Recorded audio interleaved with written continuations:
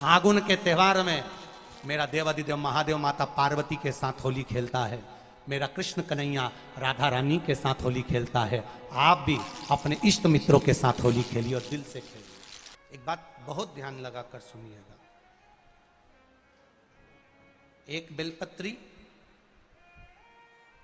और उस बेलपत्री में एक चंदन की बिंदी और एक अक्षत का दाना मात्र रखकर भी अगर शिवालय पर चढ़ा दी जाती है, एक बेलपत्री, एक चंदन का बिंदी और चंदन फिर निवेदन करेंगे। आज के जमाने में तुम लोग सब घिसा घिसाया पड़ा पड़ाया डब्बी का सामान ले लेकर, वो नहीं, चंदन की एक मुठिया रखो, थोड़ा सा भी घिसो, जरा सा भी घिसो, उसकी एक बिंदी और एक चावल का दाना जब हम भगवान देवादिदेव महादेव को समर्पित करते हैं, अपनी कामना कर कर समर्पित करते हैं, तो निश्चितता है कर भगवान उसका फल शीघ्र प्रदान कर देते हैं। भले आपने कुछ करा ना करा, उसका फल तुम्हें मिल जाता है। मोटे मोटे डूंड जलाए जाते हैं, डूंडा की राख तैयार होती है, उसका कालापन जो तैयार होता है उसको उठाकर ले आए और कपड़े में उसको छान कर राख तैयार कर कर 3-4 बार छानने के बाद उस भस्म को दिन 12 बजे से 1 बजे के बीच में शिव जी को समर्पित कर देता है और उस भस्म को उठाकर उसमें घी मिलाकर मस्तक पर तिलक लगाकर चले जाता है। वो जिंदगी में कभी हार नहीं सकता, विजय ही पाकर आता है। उसकी कभी हार नहीं हो सकता, कभी हार नहीं सकता। शिव महापुराण की कथा कहती है वो भस्म विजयता को प्रदान करती है। आपको किसी से नहीं करना, किसी के हाथ नहीं जोड़ना, केवल वो भस्म का तिलक लगाकर जिससे आपका काम निकालना है उसके सामने पहुंच जाइए, आपको सुख का अनुभव हो जाएगा, कार्य सिद्ध। तो भस्म इतनी भस्म में वो बल होता है कि भाग्य की रेखा को भस्म बदल देती है। ज्यादा तकलीफ हो तो भस्म शंकर को लगाओ और वही भस्म का त्रिपुंड मस्तक पर लगाओ। भस्म भाग्य की रेखा को बदल देती है, भस्म में वो बल होता है, रेखा को भस्म बदल देती है।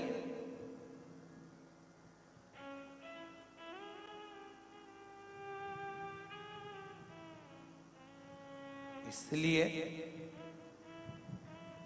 नवरात्रे में माता जी की जब आराधना होती है तो वहां पर भी धूप छूटती है, उसमें भी भस्म एकत्रित होती है, उस भस्म को भी लोग पाते हैं। शिव मंदिर जाते हैं, वहां की भी भस्म लोग पाते हैं। दत्त मंदिर जाते हैं, वहां की भी भस्म लोग पाते हैं। गुरु गोरखनाथ जी का दर्शन करने के लिए गोरखपुर जाते हैं, वहां की भी भस्म लोग पाते हैं। संत, साधु, सन्यासी, तपस्वी, साधक जहां तप करते हैं वहां पर धूपाड़ा लगता है, वहां की भी भस्म लोग पाते हैं, वहां की भी भस्म लोग पाते हैं।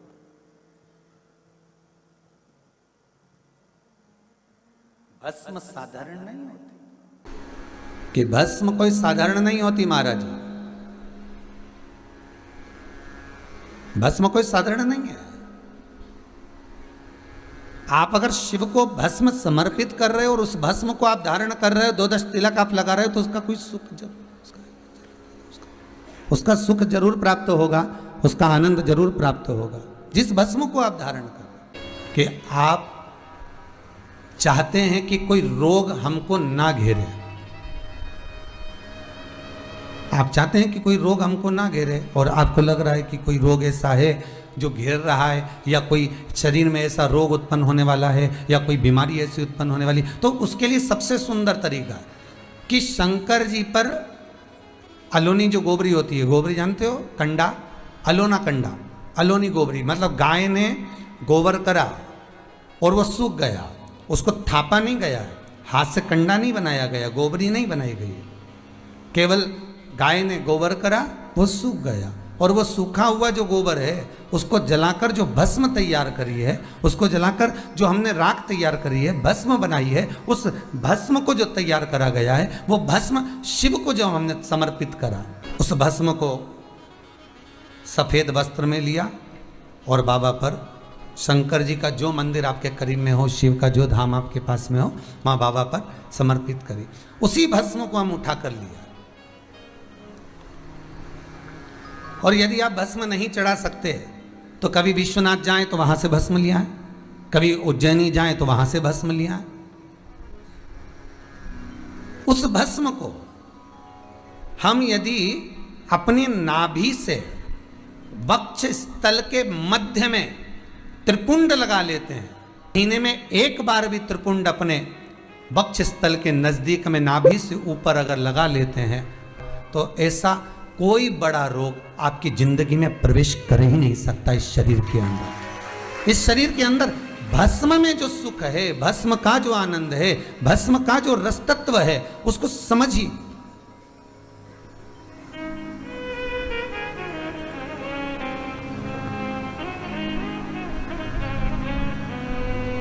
वो सहज और सरल नहीं है महाराज, वो भस्म का। पूरी कहानी गलत बताई है। अगर दुनिया के लोग सही कहानी बताते तो भतीजा और बुआ का संबंध खराब नहीं होता। कहानी गलत थी ना। लोगों ने कहा, हिरण्यकशिपु ने अपनी बहन से कहा, बहन तू अपने भतीजे को गोदी में रखकर बैठ जा और चादर ओढ़कर बैठ जाना, तू बच जाएगी, तेरा भतीजा जल जाएगा। तो बुआ भतीजे को जलाने के लिए गोदी में लेकर बैठी। बोलो सही है कि गलत है? लोगों ने कहानी गलत बताई। होलिका, लोगों ने कहा उसने अपने भतीजे को जलाया। पहले तो होलिका का नाम तो निकालो कि होलिका का नाम क्या है। कथा वालों ने कह दिया हिरण्यकशिपु की बहन थी होलिका, वो अपने भतीजी प्रहलाद को गोदी में लेकर बैठ गई। वो प्रहलाद को हाथी के पांव के नीचे डाला, खोलते तेल में डाला, अग्नि में डाला, इसमें डाला, उसमें डाला, नहीं मरा। आखिरी में अपनी बहन से कहा होलिका तो अपने भतीजे को गोदी में लेकर बैठ जा। पहले उस होलिका का असली नाम तो लाओ, जिस होलिका का नाम विष्णु पुराण में डूंडा लिखा है। क्या नाम लिखा है? डूंडा। होलिका का असली नाम लिखा है विष्णु पुराण में डूंडा। इसलिए आज भी होली में लकड़ी नहीं जलाई जाती, मोटे मोटे डूंड जलाए जाते हैं, क्योंकि उसका नाम डूंडा है। और डूंडा बैठी अग्नि में, भतीजे को गोदी में लेकर बैठ गई। उसके पास में एक ब्रह्मा जी की चादर थी, जिसको ओढ़ कर बैठ जाती थी तो आगी में जल नहीं सकती थी। डूंडा ने देखा चारों तरफ से आगी लग गई, मेरा भतीजा जल जाएगा। तो बुआ को लगा मेरा भतीजा जल जाएगा। बुआ वो होती है जो दुआ देती है, बुआ कभी बद्दुआ नहीं देती है। और डूंडा ने अपनी चादर को उतारा, आगी चारों तरफ से लग गई। बुआ को लगा मेरा भतीजा जल जाएगा, तो अपनी चादर उतार कर अपने भतीजे पे डाल दी और बुआ खुद जल गई, पर अपने भतीजे को नहीं जलने दिया। ये कथा है, पर लोगों ने उसको पूरी पलट दिया, पूरा पलट दिया। बुआ कब जलाई अपने भतीजे को? आप में से इतनी सारी बुआ बैठी हैं, कभी अपने भतीजे को अपशब्द कहा, कभी अपने भतीजे को श्राप दिया, कभी अपने भतीजे को बद्दुआ दी? नहीं। जब भी बोलती हो मेरा भतीजा खूब फले फूले, भगवान कृपा करे मेरे भाई जैसा नाम कमाए, मेरा भैया कितना नाम कमाता वैसा मेरा भतीजा नाम कमाए। तो शिवालयों में शंकर जी शिव मंदिर के अंदर चंदन का जल 1 लोटा अवश्य चढ़ाएं, महादेव की होली अवश्य मनाएं। आ रहा है थोड़ी सी भस्म यदि आपके पास में है, भस्म से मतलब होता है अलोना गोबर। अलोना गोबर जानना है आपने? यहाँ क्या बोलते हैं उसको? एक होता है गाय का गोबर जिसको हाथ से थापते हैं, थापा कंडा बन गया, वो नहीं।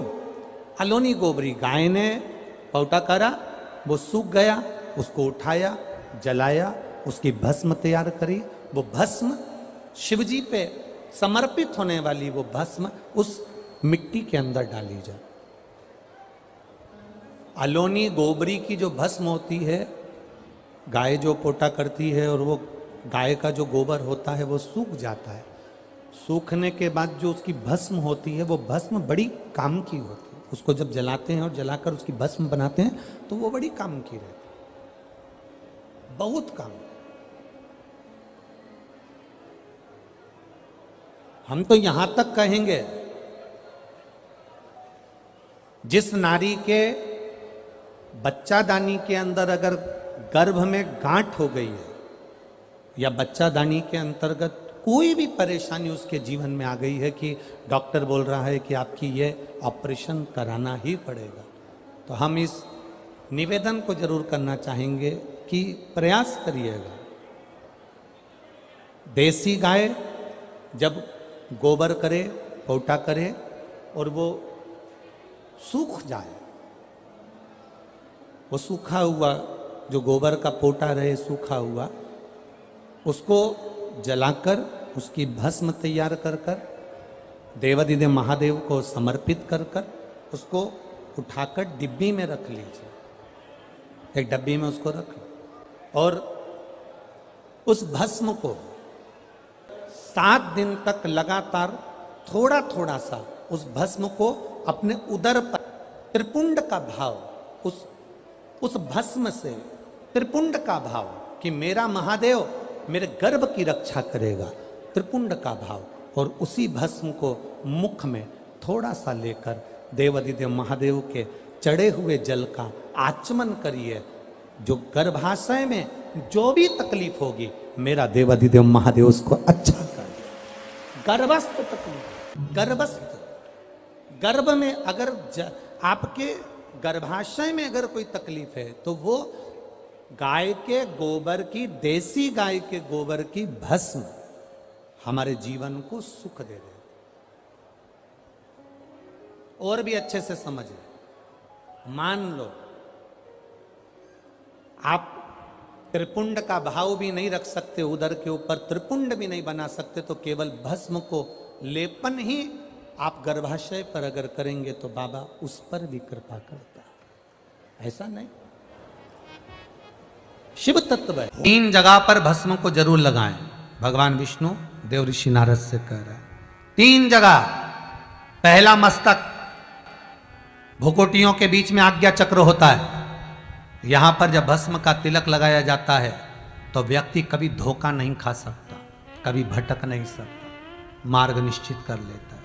आज्ञा चक्र, गले के नीचे जो खड्डा होता है उस जगह पर विशुद्धि चक्र होता है।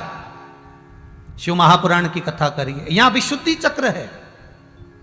शरीर को फाड़ोगे तो कोई चक्र नहीं मिलना, पर केंद्र बिंदु विशुद्धि चक्र का होता है। यहां पर जो भस्म लगाई जाती है, अगर मान लो हमें कोई औषधि की जगह विष भी दे दे तो वो अमृत बन जाता है। तो यहां विशुद्धि चक्र जहां भस्म लगे। तीसरा, वक्षस्थल, जहां पर अनाहत चक्र होता है। यह चक्र कैसा चक्र है? अगर कोई व्यक्ति आपसे नफरत करता है, कोई व्यक्ति आपके लिए अपशब्द कहता है, कोई व्यक्ति आपसे नफरत करता है, अनाहत चक्र पर त्रिपुंड लगाकर, अनाहत चक्र पर भस्म रमाकर अगर आप उससे 2 या 3 बार मिल लीजिए, कितना भी विरोधी होगा वो आपके पक्ष में आ जाएगा। अनाहत चक्र, 3 चक्र हैं, आज्ञा चक्र, विशुद्धि चक्र, अनाहत चक्र। और ये 3 चक्र पर लगी हुई भस्म जीवन का सुख दे जाती, जीवन का। एक चीज और ध्यान करिए महाराज, जिस लड़का और लड़की का विवाह नहीं होता, मंगल हो गया, शनि हो गया, राहु केतु हो गया, या विवाह नहीं हो रहा है, उसके लिए भी कहा जाता है कि कहीं से आप प्रयास करिएगा, कहीं से अगर मौका मिल जाए, कहीं से आपको किसी रूप में अगर चांदी का पत्रा मिल जाए, चांदी का थोड़ा सा पत्रा, कोई वो कहते हमारे यहाँ बर्क कह देते, पर असली चांदी की बर्क चाहिए। आजकल तो भगवान पे भी जो बर्क लगाई जाती है वो भी नकली है। असली चांदी की बर्क, उसको जलाकर उसकी जो भस्म तैयार करी जाती है, चांदी भस्म जो तैयार करी जाती है, उस भस्म से लड़का हो लड़की हो जिसका विवाह नहीं हो रहा हो, उसके हाथ में वो भस्म लगवाकर और बीच में हल्दी की एक बिंदी लगाकर शंकर के शिवलिंग का लेपन करा दिया जाए महाराज, उसका लेपन करा दीजिए। 3 से 3.5 महीना रुकिए, 3.5 महीने के अंदर उसका विवाह संबंध पक्का हो जाएगा। भले मंगल हो, राहु हो, केतु हो, शनि हो, कुछ भी, उस भस्म का ये प्रमाण। कई लोग भस्म को भभूति भी कहते हैं, वो भभूति अलग हो गई, वो भभूति हो गई जादू टोना वाली भभूति, ये तो वो भभूति अलग हो गई, उसका कोई यहाँ वो उसका प्रमाण एक अलग, परंतु यहाँ भस्म का प्रमाण, यहाँ भभूति का प्रमाण शिव कथा में नहीं है, क्योंकि शिव रोग से मुक्ति देते हैं, तो रोग निवारण का एक तरीका है भस्म को धारण करना। भगवान विष्णु कह रहे हैं देव ऋषि नारद, ये भस्म तुम्हारे जीवन को सुख दे जाएगी। होली में गया, शरीर में बहुत बड़ा रोग हो गया, छूटने को तैयार नहीं है, बड़े बड़े इलाज करवा लिया, बहुत दिखा लिया, बहुत सब दूर इलाज करवाया, सब दूर दिखाया, पर मिटने को तैयार नहीं है, तो फिर अबीर का प्रयोग, एक चावल का दाना, एक श्वेत पुष्प और अबीर भगवान शंकर को समर्पित कर, धीरे धीरे धीरे धीरे शरीर का रोग अपने आप समाप्त होना प्रारंभ हो जाए। 13 तारीख को रात्रि को होली जलेगी, 14 तारीख को खेली जाएगी। 5 मंदिर में हम भी केसरिया जल चढ़ाने के लिए बाबा को जाते हैं। महादेव की होली सीहोर में मनाते हैं, वो 15 मार्च की रहेगी। सीहोर में महादेव की होली होती है, आप लोग आए हो कभी? जैसे तुम्हारे ब्रज में होली होती है, ऐसे हमारे सीहोर में जिस दिन होली जलती है उसके दूसरे दिन नहीं, होली जल के दूसरे दिन तो दुरणी होती है, उसके दूसरे दिन, मतलब जैसे आज होली जली है तो कल हमारे यहाँ महादेव की होली नहीं होगी, परसों होगी, ऐसा होता है। मतलब एक दिन बीच में छूटता है, क्योंकि उस दिन तो लोगों को सबके अपने अपने परिचितों के यहाँ जाना पड़ता है, कहीं कोई गमी में जा रहा है, कोई होली खेलने जा रहा है, कोई कुछ करने जा रहा है, तो उसके अगले दिन हमारे यहाँ महादेव की होली होगी। मैं सबसे निवेदन करूंगा, कभी मौका लगे तो हम सूचना देंगे आपको, सीहोर की कथा में बोलेंगे, तो कभी मौका लगे तो एक बार महादेव की होली खेलने के लिए आप सीहोर, कभी मौका लगे, तुम ब्रज की होली तो बहुत खेले होगे, एक बार महादेव की होली खेलने सीहोर आओ। हमारा कुबेरेश्वर बाबा भी होली खेलता है, ऐसा रंग में रंगता है कि वो फिर रंग कभी छूटता ही नहीं, एक ही दिन करते हैं वहां बस एक, तो कभी अपने स्वभाव को नहीं बदलना। हम भी उसमें रहते हैं, पूरी होली में आपके साथ में गुलाल खेलने के, हम भी सामने तुम्हारे साथ साथ चलते हैं, क्योंकि हम 5 महादेव के साथ होली खेलने के लिए उस दिन निकलते हैं। 5 महादेव, उस दिन हमारा नियम रहता है 5 महादेव के मंदिर जाना है, उनके साथ रंग खेल कर आना।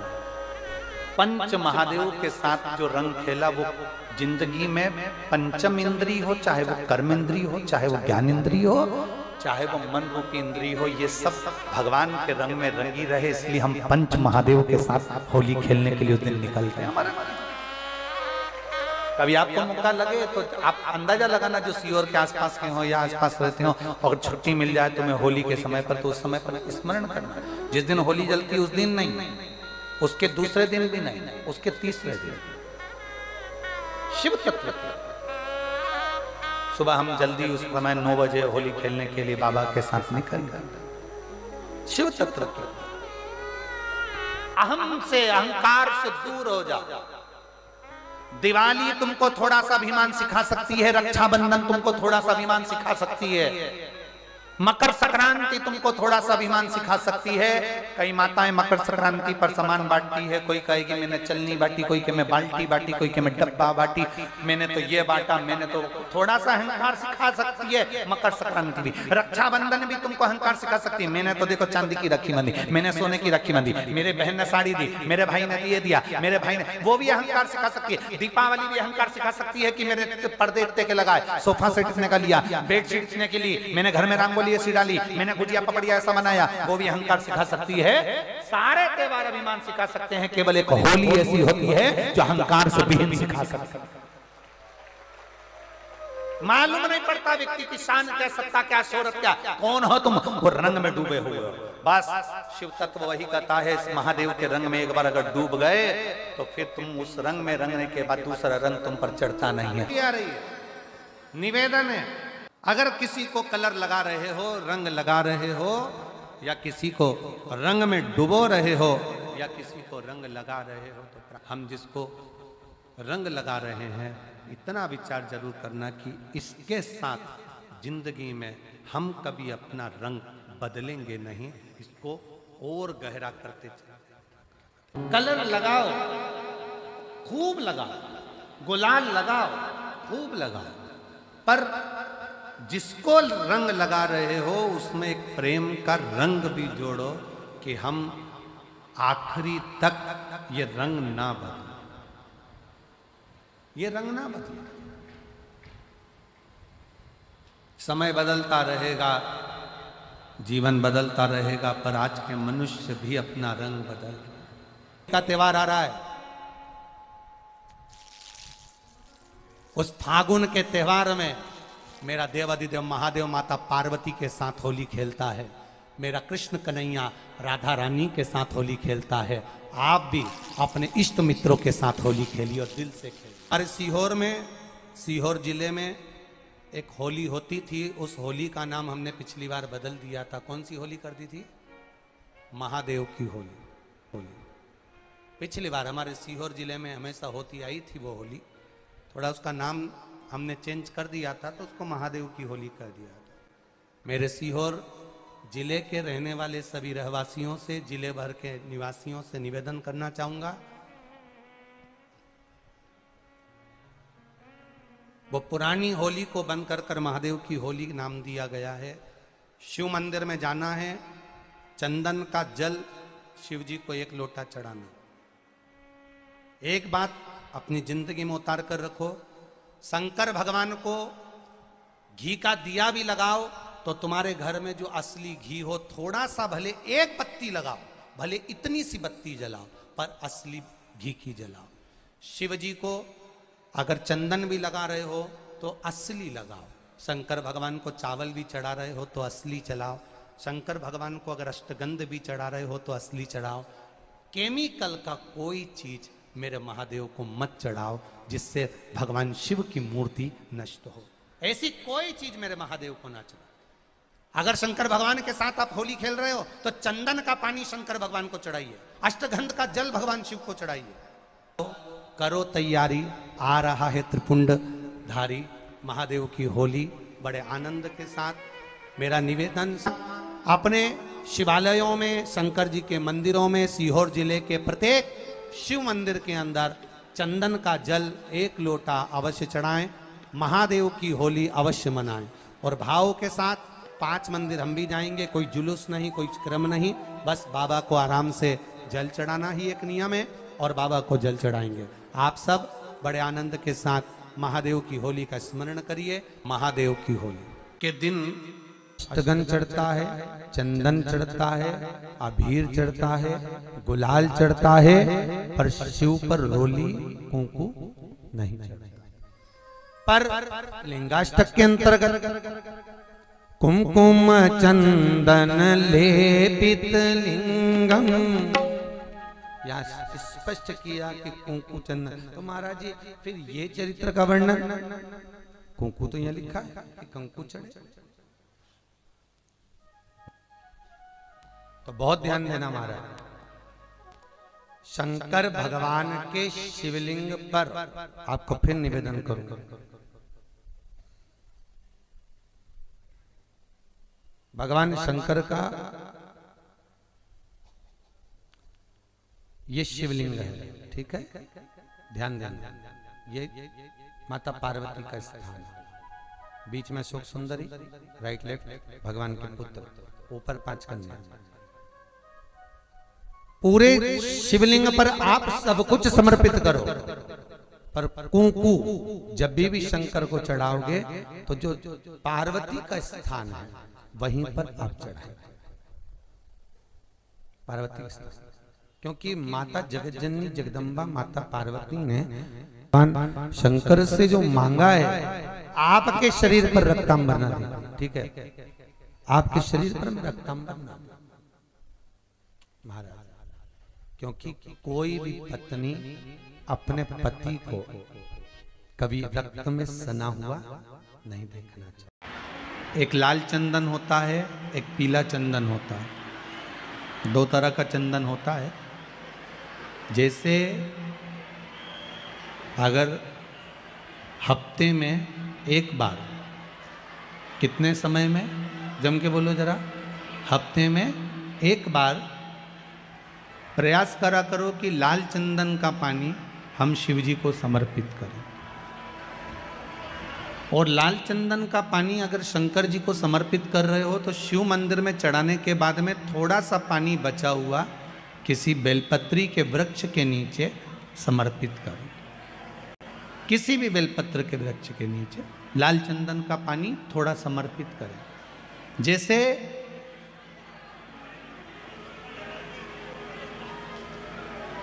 अगर बच्चों का विवाह नहीं होता है, शादी नहीं होती है, तो अपन लोग क्या करते हैं कि भाई एक बेलपत्री का जो पत्ता होता है उस पत्ते के बीच वाली जो पत्ती होती है उस पत्ती पर अपन केसर को घिस कर, केसर को घोल कर उस पत्ती पर अपन केसर का तिलक लगा देते हैं।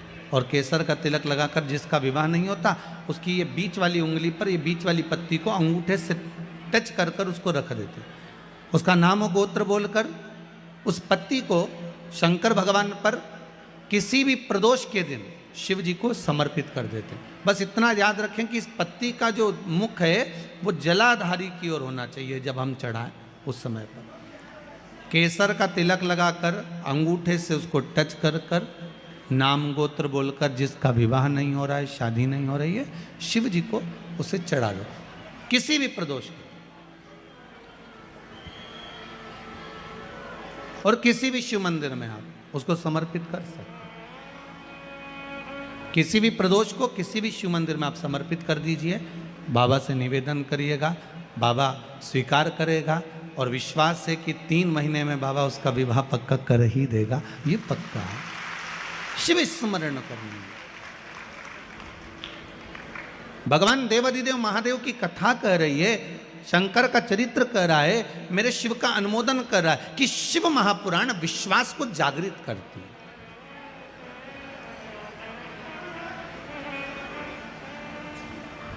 शिव महापुराण विश्वास को जागृत करने का कार्य करते हैं।